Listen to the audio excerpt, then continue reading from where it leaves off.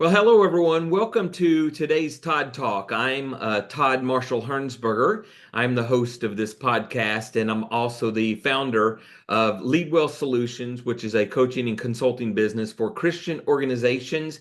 I am so excited to have a guest on with me today that I've been wanting you, April, on this podcast for a long time now. So Oh, finally, we've got you on. These podcasts haven't been going on too long. I'm still in the infant stages of these podcasts, but I have been wanting you on this for a long time. So, everyone, this is April Osteen Simons. And to give her a very brief biography about her, she is called a Hope Coach, an author, speaker, and a YouTuber. And I love your motto. So I have to say your motto. Your motto is live your purpose, love your life, and always remember you are extraordinary. I love mm. that. Yeah, thank you. So glad to be here. Thanks for having me on. It's an honor to be with you. I've known y'all forever, it seems Yes, like, and I yes, love what you're doing. I love your new book, and again, it's an honor. Thank you for having me. absolutely. Well, again, like you said, we've known each other for quite some time now. I know my wife does your hair and She all your does. stuff, and so it I looks may or may not have needed her today. yes, no, it looks great. It looks great. Thank you. So here on this podcast, we talk about all things leadership, the good, the bad, and even the ugly. And unfortunately, Mhm. there are some ugly sides of leadership, but Yeah, but we're going to try to stay on the positive sides today. right. And one of the things that you are really good about and you really have a passion about is integrity. Hmm. I do too. I'm of that same mindset to where Yeah, integrity is for me, what you do in private is what you do yeah, in public. exactly. And you also are ethical in everything Right. you do, correct? Is that Exactly. your definition and kind of go into what you feel integrity is, especially for Christian leaders. Yeah, you're right. I totally believe that because the first person you have to lead is yourself. I mean, think about it. You Right. can't expect others around you to be integrous if you're not integrous yourself. And I always say it like this: I have to first and foremost be the CEO of my life, the leader of my life, because Todd, I really believe that leadership is more than a title, it's a behavior. Mhm. It's who you are when you're by yourself, it's who you are when you're around others. And so that's why one of my foundational points in my life that I try to live by is that integrity, and am I a person of my word? Am I showing up on time? Little things like that. My dad taught me, late is on time. You need to show up 10 minutes early. But see, That's those me too. things, when they're ingrained in you, it just means this. Everything you say has validation because you're acting to what your strong beliefs are on the inside of you. And so I think if you don't have integrity, you really don't have much. And if you want to be a great leader, any of us, I'm talking to myself, we got to start by having some integrity in our lives and just being a person that we really say that we want to be. Yeah, I know you probably have had personal experiences of working with Christian leaders Uh-huh. that did not have integrity. Yeah. And I have too. And it's disappointing to see that happen. And I think it's funny in the fact that, through all my academic training of college, from my bachelor's to master's to now my doctorate degree, it's amazing they have a whole class just on ethics. Right. Integrity and character goes along with ethics. And I Yeah. find it really strange that we have to have a whole class on teaching people how to be ethical. Yeah. Right. And you've come from a pastoral background. Your mom and Mhm. dad pastored for many years, decades. Your dad passed some time ago, and Right. he had a fabulous reputation to being a great leader. How Mhm. has your mom is still living? How has your upbringing of being in this pastoral home and living with a family that was full of ethics and integrity, how has that impacted your life as an adult? It's basically formed who I am today. Mhm. And I think, just when you're raised you don't know unless you're a pastor's kid. And I loved being a pastor's kid, but you, unless you know this, and you've lived this, for me to say that my parents highly imperfect family, but they were the same on the platform as they were at home, Mhm. and that says everything, because you know what? A kid can see through you like nobody's business. And if you're saying preaching one thing and living a different thing, Right. see, that to me is integrity. And it literally, Todd, shaped me into who I am. Either I believe God is who he says he is, and he can do what his word says he can do, or I don't. And Mm. if I would have had that flippant kind of personality, I'm one way in front of these people and a different way at home, I I probably doubt I'd be even serving God right now. But that integrity was everything. And thank you for saying that about my parents. They are and were great people. I'm biased. I'm the youngest, and I always say I'm the favorite child.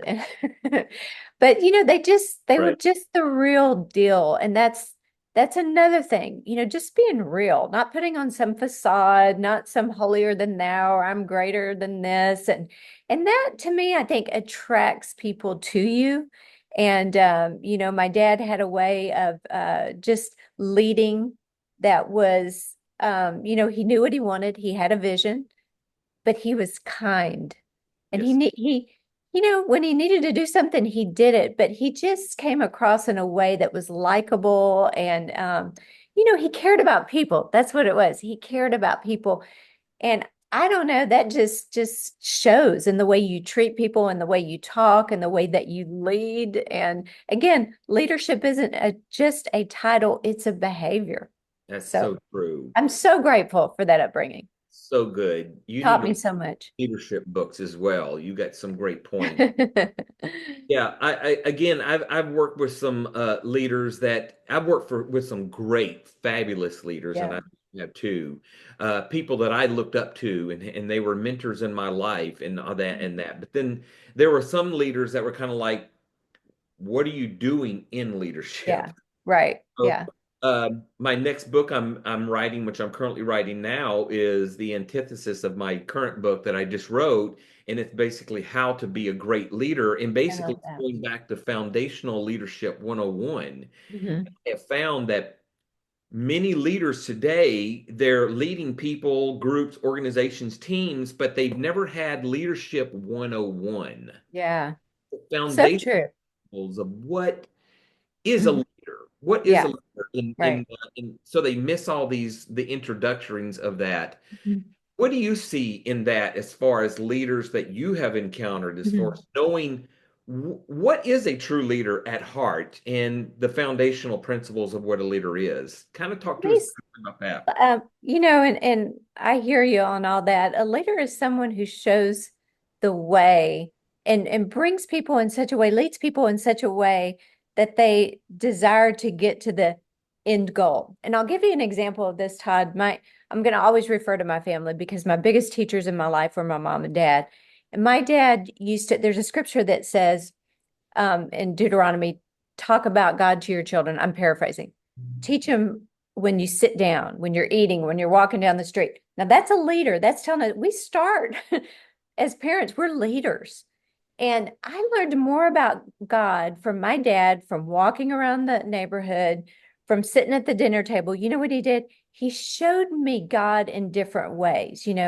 April, isn't this sunset beautiful? God does just amazing things. He attracted me to the end goal, which was a relationship with Jesus, by what he said and how he lived and how he presented God. And it wasn't this. God is just in heaven waiting to get you to mess up. Now, there's some leaders that way. You do Yes. as I say, or you're out of here. They use this threatening, negative vibe. And, I'm not about that, but again, that's just me. And Wonderful. but I know what worked with me. It pulled me in. I got on board. I got with the vision. And to me, that's what a leader is. They attract you to the end goal. They they give you that sense of purpose and value. Here's another thing, Todd.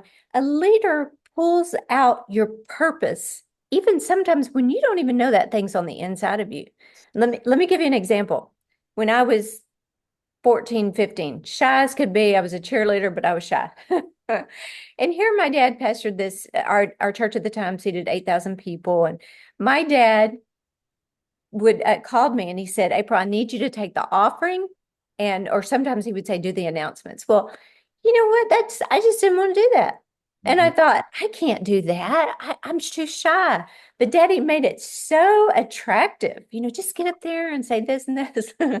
And so I did. I got up there and I did an offering. I did the announcements, and no doubt Daddy would pull me in the room afterwards and he'd say, April, that was the greatest offering ever. Those were the best announcements. And I knew he was stretching the truth big time. But what I realize is this is just something of a great leader. He pulled out a gifting in me. He saw what was in my future. I couldn't see it. I'd be speaking in front of thousands of people or traveling small churches, big churches, conferences, business events. I didn't know I had it in me. But thank God that leader was listening to God and pulled out something in me. And when I probably failed, he just had me get up there and do it again. He gave me a reason for getting back up. Man, that's what I'm making myself happy. That's a sign of a great leader. You fell, hey, come on, we can do better. Let's do it again. Let's try again. So it's leading So by example, and just, a leader to me is just being kind. You got to be stern when you need to be stern, but I don't know. I'm just attracted to people who can lead with this integrity, with this hope, with this faith and this joy. And, I'm all on board. why do some leaders think they have to be mean and ugly and always staunch and have no fun and it's always business, business, business? I mean, it's like Yeah. there are many great leaders that are kind and still get Yeah. the vision and objectives and Yeah. goals met. And you talk about it in this book right here. This I is so do. good. I And do. this is terrible, but I can find somebody in each one of these. Yeah, I know. But I've let me tell you experienced every something. one of those. That's the reason I wrote it. My mom said something to me. I had my kids. We moved here to Dallas, the Dallas area, and I put my kids in this private school. And when I would come visit the kids at school for an activity or something, the teachers were so nice, but they would hold out their hand and they would shake my hand. And I saw no like physical touch to my kids, just patting them or anything. And that bothered me as a mom. I thought, I want my kids to be loved on and squeezed on. And it was a church school, great people. And I told Mama that, and I said, it just concerns me that I don't feel like there's that love there.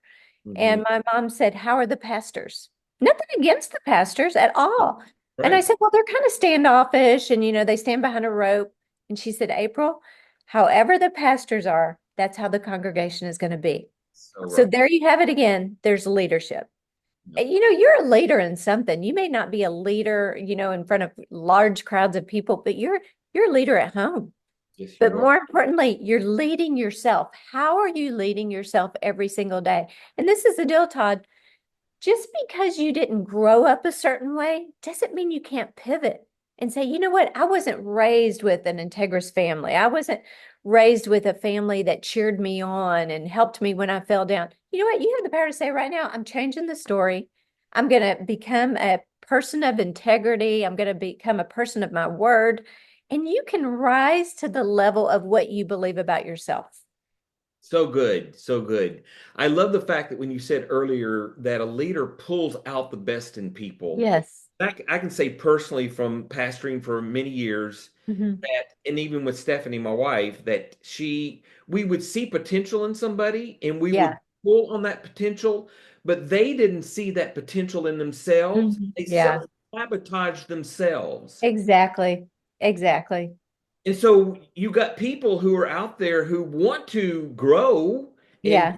be better, but yet whenever leaders try to pull out of Mhm. what's on the inside of them, that those diamonds, but they Yeah. think for themselves, we got very frustrated. Just Yeah. our human side got frustrated because we Right. would say, look, you have this in you. You Yeah. can sing if you really do this. Yeah. But they just didn't see it in themselves. But a Yeah. leader does that. They pull out of what Yeah. is in people. And it's a good point. Somebody may be listening right now and you want to be a leader, but you're doing just what you say. Somebody tries to pull out something. If you keep recycling the same thoughts that you're not, you can't, you won't, I'll never be able to lead anybody, you're going to recycle the same experiences. You've got to change what you believe about yourself. You've got to talk to yourself like it's somebody you believe in. I say this often, Todd, you talk to yourself more than you talk to anybody else. You got to be careful because you are Avoid. listening. And you know what? You got to change the narrative. And you got to start saying, you know what? I can lead. And some people think that's goofy. Some people think that's crazy. But you know what? I'd encourage you to try it. The Bible, the scripture tells the power of our words. There's life or death. So Todd and Stephanie come and say, you know what? You'd be a great leader on our team. And the first thought you think is, Yes. I can't. I can't do it. How do you flip that script? You know what? They believe in me. Maybe I can do it. Maybe start with that. Maybe start with a maybe. And Right. then start working, start stepping out in faith. You know, you can believe something, but until you put feet to your faith, then you're never going to see it come to pass. So So true. I would encourage you to take little steps. They believe in me. They see something in me. I don't know if I see it, but I'm going to trust and I'm going to step out in faith and I'm going to try it. And if you fail, everybody's failed. That's you learn. Failure is the pathway to success. That's the only way Absolutely. we do it. So I heard before, and I loved this, didn't know it, but years ago I came across somebody who gave the definition of what a coach is versus a mentor. Mhm. And a coach, uh, a mentor pours into you where a Mhm. coach pulls out of you. Yeah, So that's so leaders, good. leaders are not only mentors, but they're coaches as well. Yes, They do a dual right. role where they do pull out of people. And I have had a coach when I was pastoring. I had a Mhm. pastoral coach that pastored me, and he pulled out so much out of me that I Yeah, didn't know I had inside of me.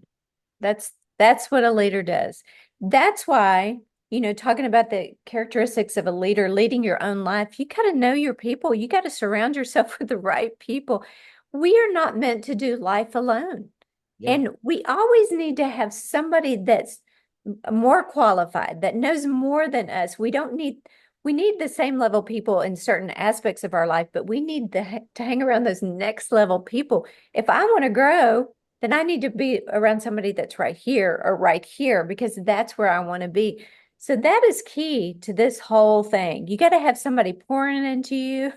You have to have somebody saying, "Hey, I think you're going off track here. You know, let's get back on track." And Todd, I think you can say from your experience, I think you can say this, that it's when people take themselves out of that being accountable to someone, that's when things start happening that are not good. That's so true. Yes. And So I've heard the saying that if you're the smartest person in the room, you're in the yeah, right room. absolutely. Because I'm always looking for people to follow that are much smarter than me, Yeah, much further ahead in leadership than me. I'm always right. a student of learning when it comes to leadership. Do you do Yeah, the same thing? absolutely. I like to say it like this. If you hang out with chickens, you're going to cluck, but if you hang out with eagles, you're going to soar. Oh, that's so And good. if you hang out with nine negative non-visionary people, you're more than likely going to become the 10th. If you hang out with nine faith-filled visionaries, God-sized dreamers, people who are doing things in life, you will more than likely become the 10th. Who you hang around is everything. And you know, Todd, the scripture says that bad company corrupts good character. Mm. You can be integrous all of your life, but the moment you hang around people that don't carry those same convictions as you got to be careful because they might pull out the integrity and fill you with bad character. So that's why it's so important in every area of our life that we just hang around the people that we want to become more like. Yes. Who we hang around, we become. Yes. So let's talk about core values for a hot Mhm. second here. Um, Most people don't even know what core values are. Yeah. They don't know how to define it. They don't have anything defined for their own personal life, their own personal Right. journey. Let's talk just a little bit about core values. How does that look to you when it comes to not only personal life, but also in leadership? To me, core values, and this is a good point, and it's just what you believe about yourself. What is your definition of success? What what you know would cause you to just say, "Man, this is a great life. This is so wonderful." What do you believe? What do you value?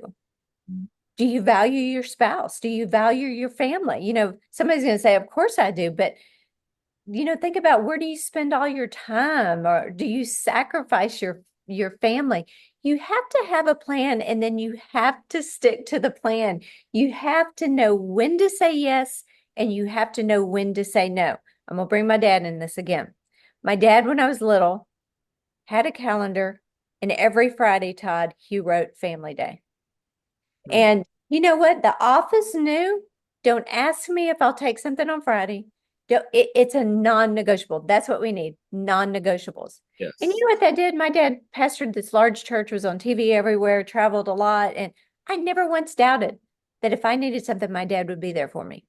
It Hmm. was a core value in our family. I've continued it this day with my family. And in other words, those core values, you just have to know what your convictions are. You have to know, what you want your relationships to look like. And you have to know what you're going to be willing to sacrifice. And, you know, there's a scripture says in Song of Solomon, it's the little foxes that steal from you. Hmm. In other words, little things that you don't address along the way Hmm. become big things that tend to fester and cause big problems. Hmm. So whether you realize it or not, you might just be, neglecting this. Well, I'm neglecting my family for a little bit. And I understand building. I'm not talking about that, but just your core values. And Yeah. then you wonder a year down the road, why is my family falling apart? Why is this happening in my life? It's those little things. But when you have that strong sense of this is who I am, this is what I believe, man, I'm not negotiating away from it. No matter what, no matter how big of a deal I get, I'm sticking to my core values. Tell you what, God honors what you honor that lines up with his word, and he's going to bring blessing into your life. You may think you missed this big multi-million-dollar deal, but when you do the right thing, God is going to cause blessings to just come on your life. In my personal ministry life, there have been ministry opportunities that have come my way that when I've done research, they didn't align with my core values. Exactly. And I had to turn some opportunities down. Yeah. Opportunities that I thought looked good, smelled Yeah. good, tasted good, but they just didn't line up with mine and Stephanie's core value. Yeah. And like you said, sometimes we have to say no to good things. Mhm. And that's not a bad thing when you say no No. to things, especially if it doesn't line up with your vision, your passion, your goals in life, your core Right. values. Right. And you have to think about what you believe in life defines who you are, and who you are affects and impacts generations to come, but it also impacts those around you. And you'll notice, Todd, like in churches, we can talk about churches because that's what we do. But if a church has a core value of we're going to help marriages, a core value of we're going to be strong for the business people, whatever their or money, finances, their strong beliefs, their congregants are going to be strong in that area more than likely.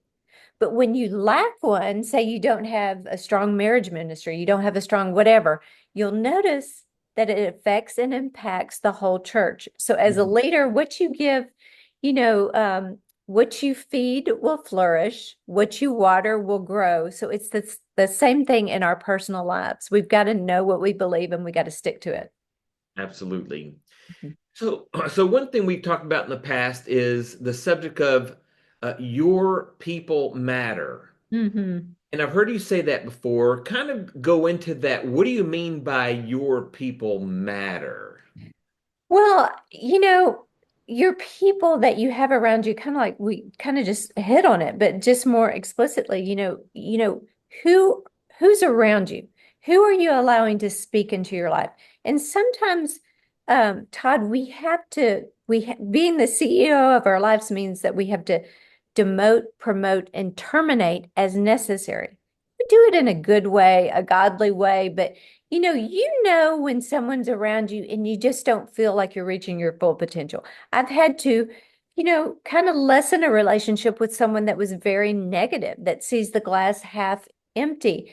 And, my bent is just more towards positivity, towards hope, and didn't make me better than anybody, but I don't, it's like an abrasion there, and I can't, it doesn't do me well. So, I think it's just very important that you see that these people around you, your people, Right. they're gonna encourage you or they're gonna discourage you. They're gonna lift you or they're gonna kind of push you down. They're gonna encourage your dream and cheer for you, or they're gonna be jealous and Mhm. and you can feel it. So This is your life. Take control of every aspect of it. Take control of who's in your circle and who you allow to talk right here and that you listen, because what you listen to is going down into your heart, then it's coming out of your mouth, and the words that you speak become the house that you live in. It's affecting your world. It's eventually going to affect those around you. So I think we just got to really take it seriously, who's around us. Yeah. So, we have two kids and they're both grown now. Mhm. Stephanie and I are empty nesters, and we had to monitor who their friends were. Yeah. Now, they grew up mostly in Christian education, Mhm. Christian school, so that was a plus, but Yeah. even Christian schools are not perfect with the student behavior Right. and even the staff. But we Yeah. had to monitor who was in our kids' lives because Right. as children, they're like wet cement. They're like Yeah. sponges. So Right. taking in the good and the bad, and they can Right. interpret the bad that they get in life as a child, and they can interpret it to be good. And Hmm. that's the reason kids can become desensitized to bad things because they've accepted it as good and right. But we've had to monitor who our kids were, and we had to tell sometimes our kids, this person really is not the best person for you in Yeah. your life. Right. When you become an adult and become more mature, you can try to make your own, you will make your own decisions. But Right. knowing who's around you, again, who's around you matters. Yeah, it does. Good people and the bad people. And this is Right. such a good point that even leaders on the Mhm. leadership level, who you Mhm. hang around with leaders, you want to find good, healthy leaders to Yeah. hang. Right. Find the toxic leaders and the unhealthy Yeah. leaders, the mean and the nasty leaders, the bully Right. leaders, the dysfunctional leaders that I call Right. them. Because again, who you hang around, you'll become. And if these Right. people mentoring you as a leader and they have bad traits as in leadership, Hmm. what does that do to us who are the Yeah, recipients of that mentorship and that stuff? exactly. So, So good. I know a friend, well, a friend that he talked about when he was younger. I didn't know him then. He grew up in a very abusive family. His dad never said he loved you to the man and or to the boy as a child, and mom the same way. And he found himself when he got married, they eventually had kids. He thought, I don't know how to be a husband. I don't know how to be a father. I don't even know how to say I love you out loud. And you know what he did, Todd? Just kind of like what you're talking about. He discovered, or like an epiphany, my best friend is a great father. mhm. He's a great husband. He's great with the family. So you know what he did without the guy even knowing? He watched him. He listened to what he said. He watched how he handled life. He watched how he handled arguments with his kids. Yeah. He was just a bystander watching, taking it on. And you know what? All of that rubbed off on him. He learned by a guy that didn't even know he was learning from. So Wow. the point is, and he's a great dad. He's all of that stuff now. Yeah. But the Yeah. point is this, our life is telling the story. There's a saying, I'd rather see a sermon than hear one any day. Oh, Your life is telling these a are so story. good. I'm going to go back and write all these statements. It's telling a story to your kids, Yeah. because somebody watching right now may say, I'm not a leader, but I'm a mom or a dad. Yes, you are. You're a Yeah. leader. You are a leader in your own right. You're leading your kids, and I'd say give yourself a little bit of credit and realize you're if you're leading kids, man, you've got lives right there that you can make a difference in. Well, some people think that you have to have a title to be a leader. Exactly. We're basically saying here that we all have leadership in us. We Exactly. don't have the title, and you Right.